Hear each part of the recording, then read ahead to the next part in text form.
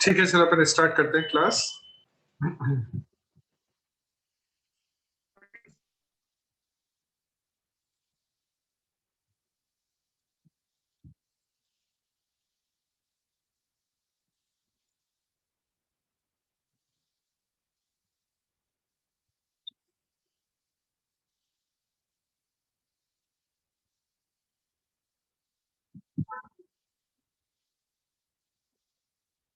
अच्छा देखो, अपन ने लास्ट वाला ये क्वेश्चन नंबर 5 किया था, ठीक है।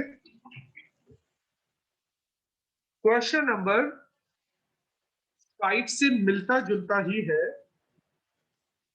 Question number 12।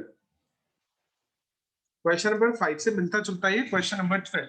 एक बार पढ़कर देखो क्वेश्चन नंबर 12।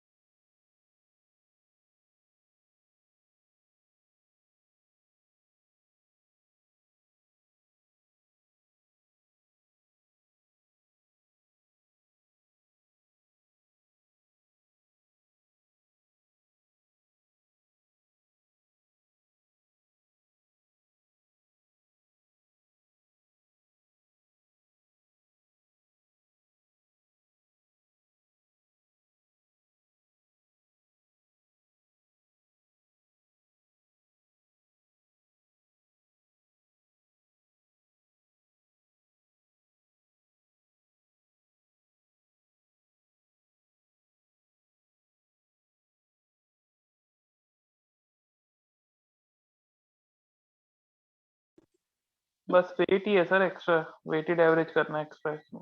वेटेड है नहीं, वो बस ऐसे इसको रिस्क फैक्टर तुम मान लो कि वेटेड ही दिया हुआ है, टाइम फैक्टर तुम मान लो वेटेड ही दिया है, तो वेट का अलग से कुछ नहीं है इसमें कैलकुलेशन।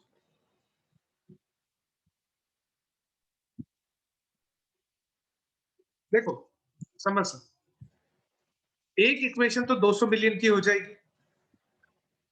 हाँ सर। एक इक्वेशन 5 टाइम पीरियड की हो जाएगी, तो इसके लिए आ जाएगी एक इक्वेशन। एक इक्वेशन रिस्क फैक्टर की हो जाएगी, अ, ये वाली इसका अलग से आ जाएगा इसकी इक्वेशन। एक इक्वेशन इस वाले पॉइंट के लिए बन जाएगी। और ये जो है ना अपना यील्ड, यील्ड का मतलब होता है रिटर्न। एक इक्वेशन आपकी रिटर्न की बन जाएगी, और रिटर्न को अपने को क्या करना होगा sir? Maximize. Minus maximum. Sir, return में से ये रिस्क फैक्टर वाला हटा के नहीं नहीं नहीं मैक्सिमाइज नहीं करेंगे। नहीं, ऐसा नहीं बोल रहा है रिस्क फैक्टर, ऐसा नहीं बोल रहा है क्वेश्चन। लास्ट वाले क्वेश्चन में तो बोल रहा था कि बैड डेब्ट्स रिकवर भी नहीं हो सकती और ना ही उन पर कोई इंटरेस्ट मिलेगा, तो इसलिए अपन ने हटा दिया था। रिस्क अच्छा फैक्टर को हटाना नहीं है अपने को यहाँ। सर, इसमें एक ये है ना अगर रिस्क 5 ईयर। फैक्टर को हटा दोगे ना मान लो, तो यहाँ पर तो तुम्हें नुकसान होगा, यहाँ पर भी हाँ नुकसान होगा, यहाँ पर भी नुकसान होगा। तो रिस्क अलग चीज है और बेड डेब्ट्स अलग चीज है। रिस्क का मतलब डूबा हुआ थोड़ी ठीक है सर। है ना। बेड डेब्ट्स मतलब तो डूबा हुआ ही पैसा। हाँ हाँ। सर ये 5 ईयर और वाली इक्वेशन क्या बनेगी? 5 ईयर वाली कम से कम 5 साल वेटेड होगी। Average period of. 6x1 plus 4x2 plus 3x3 plus हाँ 5x4 plus 3x5 plus 10x6 greater than is equal to 5। ठीक है सर। अच्छा, इस क्वेश्चन को तुम लोग खुद ट्राई करो एक बार। सारे स्टूडेंट इस क्वेश्चन को एक बार खुद ट्राई करो, और अगर तुमसे हो जाता है तो ठीक है, फिर नहीं तो मैं समझाता हूँ तुम्हें इस क्वेश्चन। सर एक ये बार मेरे को ना ये सेकंड वाला ही समझ में नहीं आया, वेटेड एवरेज पीरियड वाला जो। अरे इसको वेटेड मत देखो, इसको वेटेड मत देखो, इसको ऐसा देखो कि पीरियड अपने पास में 5 है और ये अपने पास में 20 ओके सर। है ना। वेटेड पर ध्यान मत दो ठीक है सर।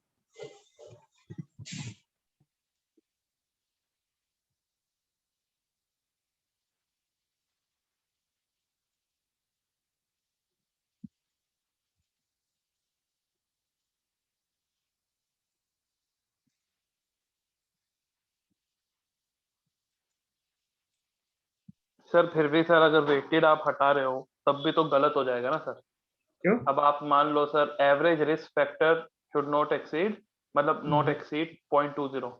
सर ये रिस्क फैक्टर दिए हुए हैं, अब इनको ऐड करके डिवाइड बाय 6 भी तो करना पड़ेगा।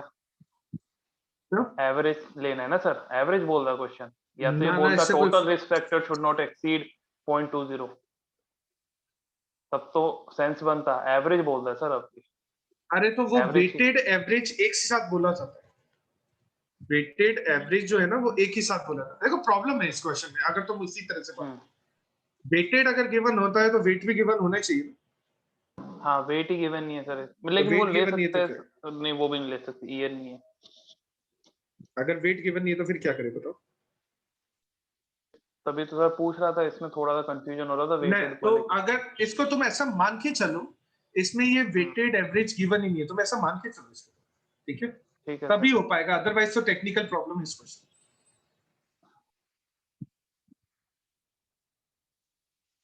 या तुम ये मान के चलो कि यहाँ पर जो टर्म पीरियड दे रखा है या रिस्क फैक्टर दे रखा है ना, वो वेटेड ही गिवन है, वेटेड एवरेज, और यहाँ पर भी ये वेटेड एवरेज। ठीक है सर। अदरवाइज ये क्वेश्चन सॉल्व नहीं हो पाएगा।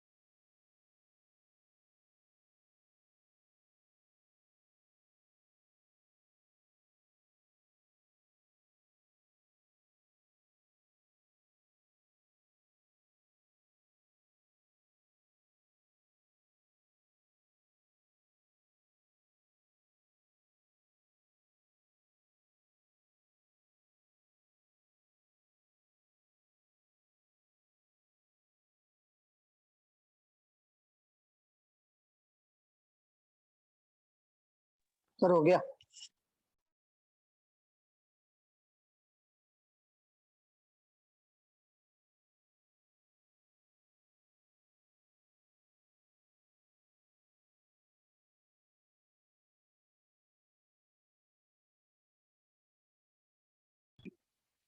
अच्छा देखो, अगर तुम लोग इस क्वेश्चन को सॉल्व कर रहे हो तो देखो बाकी इक्वेशन में मेरे को कोई प्रॉब्लम नहीं है, बाकी इक्वेशन तो आसानी से बन जाएगी। देखो अपने को पता है कि अपने को रिटर्न जो है, रिटर्न का मतलब एक तरह से अपना प्रॉफिट है, तो अपने को प्रॉफिट मैक्सिमाइज करना है। तो इक्वेशन बनेगी maximize z is equal to 9.5 लिखो। देखो सुनो, 9.5 लिखो तुम लोग, या 0.095x1 लिखो, मेरे को कोई प्रॉब्लम नहीं है, दोनों एक ही बात। पूरी इक्वेशन को अगर तुम मल्टीप्लाई करके लिख भी रहे हो ना, यानी तुम अगर 9.5 भी लिख रहे हो ना, तब भी मेरे को कोई प्रॉब्लम नहीं है, उससे इक्वेशन का सेंस सेम ही रहेगा, चेंज नहीं होता। यानी इसको मैं लिख सकता हूँ 9.5x1 plus 8.5x2 plus 12x3 plus 15x4 plus 32.5x5 plus 35x6। तुम ऐसे लिख रहे हो तब भी मेरे को कोई दिक्कत नहीं है, और एकदम परसेंटेज को अगर नॉर्मल रेट में चेंज करके लिख रहे हो ना, तब भी मेरे को कोई दिक्कत नहीं। यानी तुम लिख रहे हो 0.095x1 plus 0.085x2 plus 0.012x3 0.12x3, इस तरह से भी लिख रहे हो, तब मेरे को कोई प्रॉब्लम नहीं है उससे, ठीक है? अच्छा, उसके बाद अब मैं बना देता हूं एक इक्वेशन टाइम पीरियड के लिए। तो टाइम पीरियड के लिए इक्वेशन बनेगी 6x1 plus 4x2 plus 3x3 sorry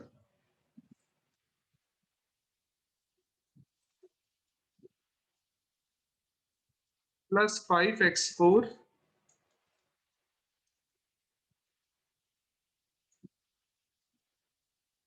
कितना होना चाहिए? At least 5 years or greater than is equal to 5. Upon total fund को इन्वेस्ट कर सकते हैं जितना भी फंड अपने पास में अवेलेबल है, तो एक इक्वेशन बन जाएगी सारा फंड मिलाकर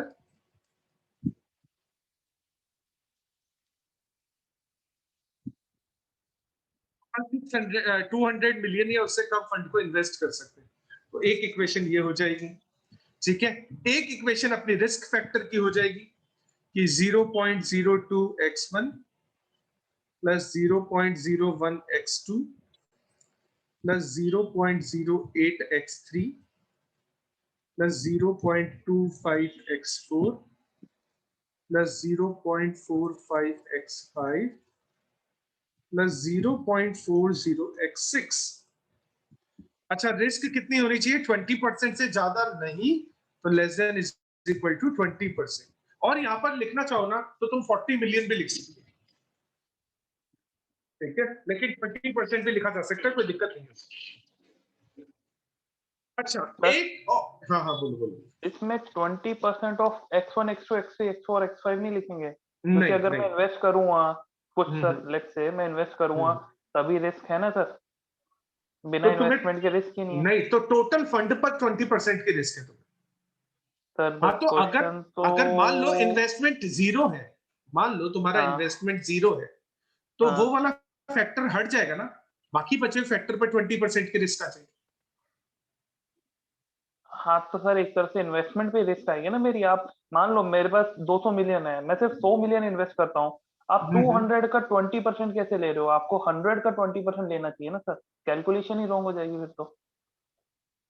क्वेश्चन ने ये कभी नहीं बोला कि मुझे टोटल का 20% रिस्क फैक्टर है, क्वेश्चन ये कह रहा है रिस्क फैक्टर 20 है। तो अब मेरे पास 200 रुपए। नहीं, फिर हाँ, वो तुम्हारा भी तो अजम्पशन हुआ कि जितना इन्वेस्टमेंट किया उसका 20% है। हाँ, मेरा क्वेश्चन में फिक्स ये मैं भी तो कहाँ यही लिखा? मान के चल रहा हूँ। तो मैं अरे ये पता है, ये ठीक है, ठीक है। देखो मैं तुम्हें देखो एक क्वेश्चन दिखाता हूँ, एक्चुअल क्वेश्चन दिखाता हूँ। इस क्वेश्चन में हमेशा ऐसी प्रॉब्लम होती ही होती है। कहाँ क्या लीनियर प्रोग्रामिंग ये रहा 129 मतलब 158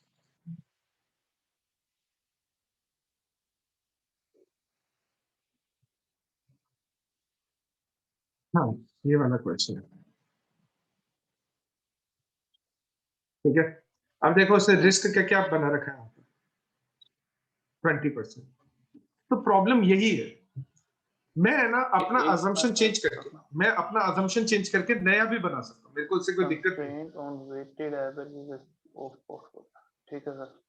है ना। सुनो सुनो सुनो, देखो इसमें पंकज का कि मैं अपना अजम्पशन चेंज करके, इसमें भी ऐसा स्पेसिफाई नहीं किया हुआ है ये 20% जो रिस्क आने वाली है ना, ये इन्वेस्टमेंट पर आने वाली है या टोटल फंड पर आने वाली है, ऐसा स्पेसिफाइड नहीं किया, ठीक है।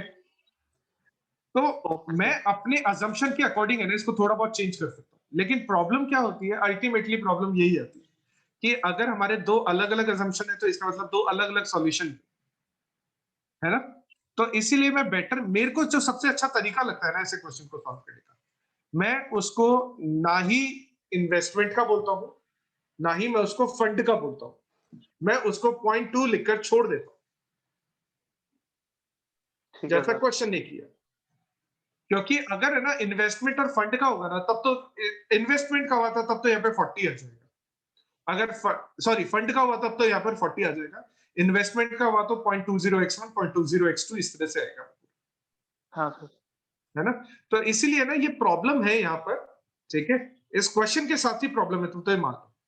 तो मैं ना इसको इसीलिए 0.20 लिखकर छोड़ देता हूँ, ताकि मैं कोई अजम्पशन पर जाऊं नहीं, किसी भी अजम्पशन पर नहीं जाऊं, ना मैं इन्वेस्टमेंट की अजम्पशन पर जा रहा हूं, ना मैं टोटल फंड की। फिर भी क्या होता है कि है ना 20%, एक बार तो मेरे को यही लगता है कि 20% टोटल फंड का ही होगा 20%, इसलिए मैं बोलता हूँ कि 40 मिलियन लिख सकते, लेकिन मैंने सिर्फ 0.20 लिखकर छोड़ दिया, क्योंकि मेरे हिसाब से यही सही, दोनों ही असम्पशन खत्म हो जाती है इसमें।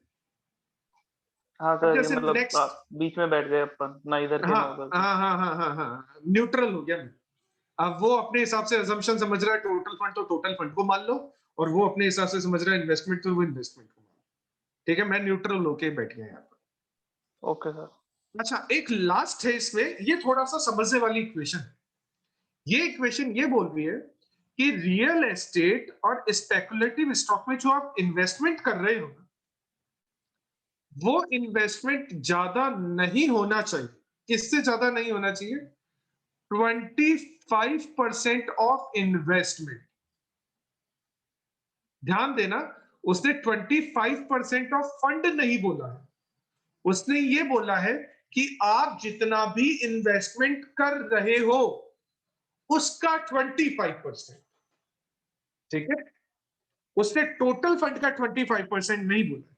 मतलब रियल एस्टेट को उसने बोला है X6 और स्पेकुलेटिव स्टॉक को बोला है उसने X5।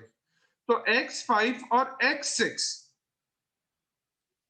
नॉट मोर देन, मतलब लेस देन 25%। अच्छा, किसका 25%? टोटल इन्वेस्टमेंट का 25%। अच्छा, सर जरूरी 200 है क्या मिलियन कि अपना इन्वेस्टमेंट अगर 200 मिलियन, अगर अपने पास में 200 मिलियन का फंड रखा हुआ है तो अपन इन्वेस्टमेंट भी 200 मिलियन ही करेंगे? ऐसा कहीं जरूरी है क्या? एक नहीं। इक्वेशन के हिसाब से अपन 200 मिलियन से कम भी इन्वेस्ट कर सकते हैं। तो अगर अपन 200 मिलियन से कम इन्वेस्ट कर सकते हैं तो अपना जो टोटल इन्वेस्टमेंट होगा वो होगा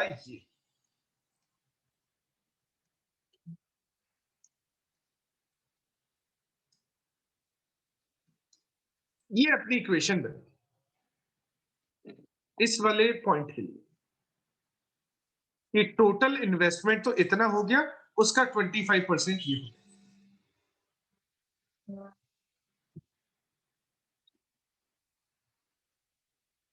और एक लास्ट में बन जाएगी अपनी नॉन नेगेटिव। 1 मिनट वेट करना।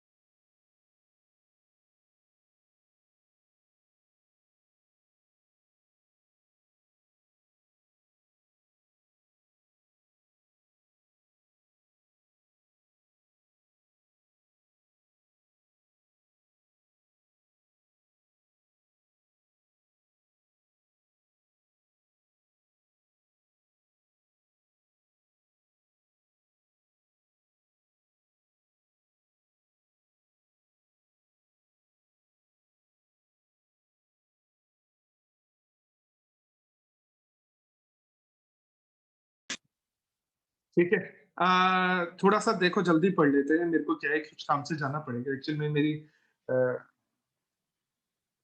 बेटी के स्कूल से फोन आया, उसमें पर कुछ काम है, मेरे को निकलना पड़ेगा।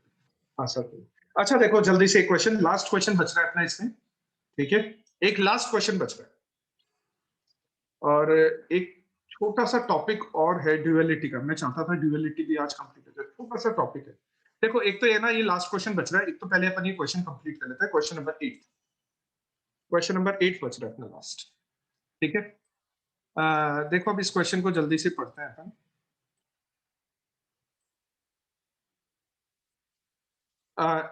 A city hospital, the following minimum daily requirement of nurses, ये गिवन है कि 6 बजे से 10 बजे के बीच में 2 नर्सेस चाहिए मिनिमम, 10 बजे से 2 बजे के बीच में 7 नर्सेस चाहिए मिनिमम, 2 बजे से 6 बजे के बीच में 15 नर्सेस चाहिए, इस तरह से रिक्वायरमेंट दे रखी है। Nurses report to the hospital at the beginning of each period. अगर कोई नर्स आती है ना, तो मान लो वो 6 बजे आती है तो उसको 6 बजे रिपोर्ट करना पड़ेगा और उसको 8 घंटे लगातार काम करना पड़ेगा and work for 8 consecutive hours. उसको 8 घंटे लगातार काम करना पड़ेगा। मतलब अगर कोई नर्स फर्स्ट पीरियड में आती है ना, तो 8 घंटे तो उसके कंप्लीट हो जाएंगे अगर वो फर्स्ट पीरियड में काम कर रही है। अगर कोई नर्स अपनी फर्स्ट पीरियड में आती है तो उसके 8 घंटे कंप्लीट हो जाएंगे क्या फर्स्ट पीरियड में? नहीं नहीं। तो नहीं अगर होंगे उसके सर। 8 घंटे कंप्लीट नहीं हुए और उसको कंसेक्यूटिव 8 आवर्स लगातार काम करना है, तो अगर कोई नर्स फर्स्ट पीरियड में रिपोर्ट करती है तो उसको सेकंड पीरियड में भी काम करना पड़ेगा, तभी उसके 8 कंसेक्यूटिव आवर्स कंप्लीट होंगे। अगर कोई नर्स सेकंड पीरियड में रिपोर्ट करती है तो उसको थर्ड पीरियड में भी काम करना पड़ेगा। अगर कोई नर्स थर्ड पीरियड में रिपोर्ट करती है तो 8 आवर्स काम कंप्लीट करने के लिए उसको फोर्थ पीरियड में भी काम करना पड़ेगा, ठीक है। आगे क्वेश्चन बोल रहा है the hospital wants to determine, या हॉस्पिटल का ऑब्जेक्टिव दिया हुआ है कि हॉस्पिटल का ऑब्जेक्टिव है नर्सेस की रिक्वायरमेंट को मिनिमम करना, ठीक है। Formulate this as a linear programming question by setting up appropriate constraint and objective function, ठीक है। चलो बनाते हैं। अच्छा देखो अपन ऐसा मानते हैं कि फर्स्ट पीरियड में है ना, X1 नर्सेस ने रिपोर्ट किया, नर्सेस ने रिपोर्ट किया, सेकंड पीरियड में X2 नर्सेस ने रिपोर्ट किया, थर्ड पीरियड में X3 नर्सेस ने रिपोर्ट किया, फोर्थ पीरियड में X4 नर्सेस ने रिपोर्ट किया, फिफ्थ पीरियड में X5 नर्सेस ने रिपोर्ट किया और सिक्स्थ पीरियड में X6 नर्सेस ने रिपोर्ट किया। अपन ऐसा मान लेते हैं कि फर्स्ट पीरियड में कुछ नर्सेस ने रिपोर्ट किया है, सेकंड पीरियड में कुछ नर्सेस ने रिपोर्ट किया है, और अपने को क्या करना है, इन नर्सेस की रिक्वायरमेंट को मिनिमम करना है। तो अपना ऑब्जेक्टिव फंक्शन बन जाएगा minimize z x1 plus x2 plus x3 plus x4 plus x5 plus x6। इसमें कोई प्रॉब्लम है मिनिमाइज वाले फंक्शन में? तो एक बार ये पूछ लो, ये अपना ऑब्जेक्टिव फंक्शन,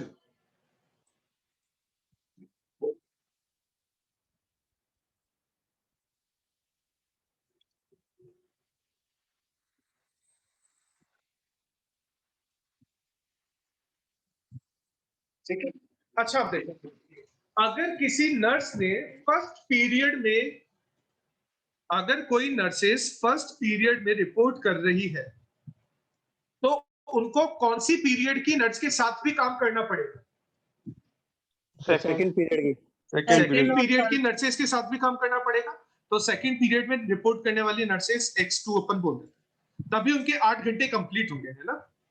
अगर कोई नर्स सेकंड पीरियड में रिपोर्ट कर रही है तो उसको काम करना पड़ेगा थर्ड पीरियड वाली नर्सेस के साथ, दोनों मिलकर काम करेंगे। अगर कोई नर्स थर्ड पीरियड में रिपोर्ट कर रही है तो उसको काम करना पड़ेगा फोर्थ पीरियड वाली नर्सेस के साथ मिलकर। अगर कोई नर्स फोर्थ पीरियड में रिपोर्ट करिए तो फिफ्थ पीरियड वालों के साथ काम करना पड़ेगा। कोई फिफ्थ में रिपोर्ट करिए तो सिक्स के साथ काम करना पड़ेगा। कोई सिक्स में रिपोर्ट करिए तो उसको फर्स्ट पीरियड वाली नर्सेस के साथ काम करना पड़ेगा, ठीक है। ठीक है ना? Yes, अब sir. समझ, जिन नर्सेस ने सबसे पहले रिपोर्ट किया, कितने बजे रिपोर्ट किया है अपने आप को? 6 बजे। 6 बजे समझना। मैं तुम्हें यहाँ पर अलग से समझा देता हूँ इसको। x1 प्लस x2 वाले फंक्शन को मैं अलग से समझा देता हूँ।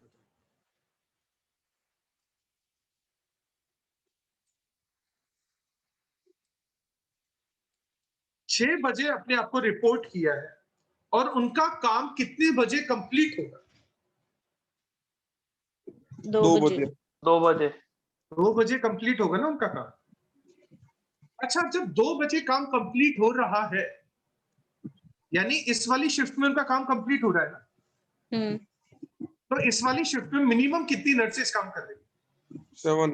7। क्योंकि काम उनका 2 बजे 7। कंप्लीट हो रहा है, ये नर्सेस अब छोड़कर जाने वाली है। जिन्होंने पहली शिफ्ट में अपने आप को रिपोर्ट किया है, जिन भी नर्सेस ने अपने आप को पहली शिफ्ट में रिपोर्ट किया है, वो 2 बजे अपना काम छोड़कर जाने वाली है। तो जब वो 2 बजे अपना काम छोड़कर जा रही होगी, तो उस टाइम हॉस्पिटल में कितनी नर्सेस काम कर रही होगी? 5। नहीं, 0 छोड़ के जा रही है तो। अरे सारी थोड़ी छोड़ के जा रही है, वो वाली छोड़कर जा रही है जिन्होंने फर्स्ट पीरियड में रिपोर्ट किया। तो सारी 7 ही नर्सेस दे थोड़ी दी ना। छोड़कर जा रही है। तो 2 सर 2। तो 2 ने रिपोर्ट किया था ना फर्स्ट में अरे तो। कहा कि किसने कहा 2 ने रिपोर्ट किया? कहाँ लिखा हुआ है 2 ने रिपोर्ट सर किया? फर्स्ट X1 पीरियड में। X1 नर्सेस ने रिपोर्ट किया फर्स्ट पीरियड में। अच्छा हाँ सर। X1 छोड़ के जाएगी सर। X1 छोड़कर जा रही है नर्सेस, अपना काम छोड़कर जा रही है, तो उस टाइम पर कितनी नर्सेस मिनिमम काम कर रही होगी जब वो अपना काम छोड़कर जा रही है? 7 नर्सेस अपना काम कर रही है, क्योंकि वो 2 बजे अपना काम छोड़कर जा रही है। वो 2 बजे अपना काम छोड़कर जा रही है, तो जब अपना वो काम छोड़कर जा रही होगी, तो उस टाइम 7 नर्सेस काम कर रही होगी ना ऑर्गेनाइजेशन। वो खुद भी होगी, सेकंड पीरियड वाली नर्सेस भी होगी, तो दोनों मिलाकर कम से कम 7 नर्सेस होगी उस टाइम पर। ऐसा ही है? Yes sir. है ना? तो ये जब नर्सेस ज्वाइन करती है और ये जब तक छोड़कर जाती है, तब तक मिनिमम 7 नर्सेस काम करती है, मिनिमम। ठीक है, तो मिनिमम अगर 7 नर्सेस काम कर रही है तो greater than is equal to 7 आएगा। फर्स्ट पीरियड में रिपोर्ट करने वाली नर्सेस, फर्स्ट पीरियड में रिपोर्ट करने वाली नर्सेस जब काम छोड़कर जा रही है, अपना शिफ्ट कंप्लीट कर रही है, तो जब वो अपना शिफ्ट कंप्लीट कर रही है, उस टाइम अपने हॉस्पिटल के अंदर मिनिमम 7 नर्सेस काम कर रही है। तो फर्स्ट पीरियड वाली नर्सेस ज्यादा से ज्यादा 7 हो सकती है, पिछले वाले पीरियड से भी तो आ सकती है कुछ नर्सेस, है ना? तो फर्स्ट पीरियड वाली नर्सेस जब अपना शिफ्ट स्टार्ट करती है और जब अपना वो शिफ्ट कंप्लीट कर रही होती है, तो उस टाइम अपने हॉस्पिटल में ज्यादा से ज्यादा 7 नर्सेस ही काम कर रही होगी, यानी ये उन 7 नर्सेस का पार्ट होगी। ये फर्स्ट पीरियड में आने वाली नर्सेस उन 7 नर्सेस में इंक्लूड होगी। या ज्यादा भी नर्सेस हो सकती है, क्योंकि मिनिमम रिक्वायरमेंट दे रखी है यहाँ पर, तो 7 से ज्यादा भी नर्सेस हो सकती है। तो अगर 7 से ज्यादा नर्सेस हुई ना, ये तब भी उनमें इंक्लूड होगी। दिक्कत है इसमें? नहीं सर। नो है। सर। अब जो भी नर्सेस सेकंड पीरियड में अपने आप को रिपोर्ट कर रहे हैं, उन्होंने अपना काम सेकंड पीरियड से स्टार्ट किया, ठीक है? तो उनका काम कितने बजे कंप्लीट हो रहा है? 6 बजे। 6 बजे। जब 6 बजे काम कंप्लीट हो रहा है, तो वो कितनी नर्सेस का पार्ट होगी, यानी वो कितनी नर्सेस में इंक्लूड होगी? 15। उन 15। 15 नर्सेस में इंक्लूड होगी जो अभी करंटली काम कर रही है। ऐसे ही नेक्स्ट आ जाएगा greater than is equal to 8, next आ जाएगा greater than is equal to 20, next आ जाएगा greater than is equal to 6 और नेक्स्ट आ जाएगा greater than is equal to 2, और लास्ट में आ जाएगा नॉन नेगेटिव फंक्शन।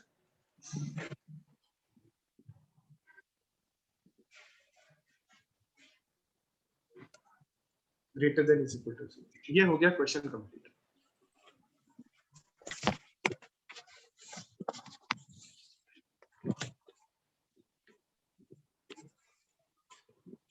ठीक है, और अपने मॉड्यूल में जितने भी क्वेश्चन थे, अपने मॉड्यूल में जितने भी क्वेश्चन थे, वो सारे क्वेश्चन अपन कंप्लीट कर चुके। नोट डाउन कर लो फटाफट से इसका एक बार आंसर नोट डाउन। सर हाँ बोलो। सर जो अपन ने ये x1 x2 और ये जो फंक्शंस बनाए हैं, इनको भी कुछ लिखना और सब्जेक्ट्स टू कांस्टेंट फंक्शन में कुछ लिखना है क्या? इसको नहीं लिख फिर पाएंगे अपन, जैसे इसको सब्जेक्ट टू कंस्टेंट ही लिख पाएंगे अपन, इसको नहीं लिख पाएंगे। Okay sir, okay sir. Sir book में भी यही दिखा देता हूँ, बुक का भी सॉल्यूशन दिखा देता हूँ।